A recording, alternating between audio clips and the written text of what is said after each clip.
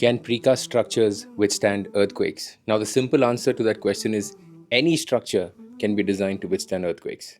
The design has to be right. So, therefore, precast buildings also can be designed to withstand earthquakes. The particular example I'm about to show you is a building that is being subjected to 9.2 Richter scale level of earthquake, which most people will know is the maximum level on a Richter scale. They've installed a machine on the roof of the building to simulate an earthquake of that level.